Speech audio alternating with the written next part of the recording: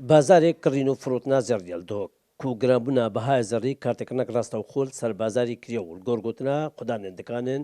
کڕین و فرۆتنا زێڕی vê giranbûnê kartêkirnek berçav li bazarê wan kiriye.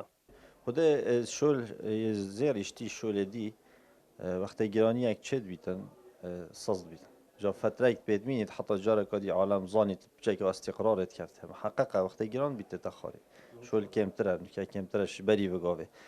Yani evê dikerin yetkên bûn. Her hindekî dikerin mecbûrin hindeka li hevatê teyîn hindeka axivna daye êkodû ew mecbûrin bes pa ya kêm bû yani. خو اعتیادی وگاوی تو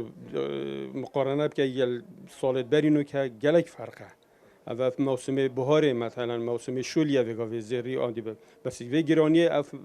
شوله و کی بری نمونه طبعا اعتیادی تفسیر لهات یکرن گلک چون بهای زیری گرانه سید یونس ku abrînasa û şarezayek mezin di bazarê kirîn û firotna zerî de heye dibêjit çi cara zerwek vê carê giran nebû dibêjit jî şerê Rûsya û Ukrayna hokarê serekê giranbûna zêriya. اگر توی جیوسیاسی نه نوکی برینه قدر نما ویگاوی اقتصاد عالمی همی وکرنا مطار و اودیای هی بس اف حرب روسيا واوكرانيا تشيبي اما قال تاثير اخو البورصه عالمي كرن هي جهاني وتاثير اخو الزيري جي كرن وفيغوفي زير وصا جرامي فيغوفي زير بهشتي ايكو امت فروشين بحفتي ونها امت كرين زيري خليجي وبحفتي وهشتا زيري عراقي امت كرين ابدا حتى فيغوفي ابا چند ساله نگهشتي بيساري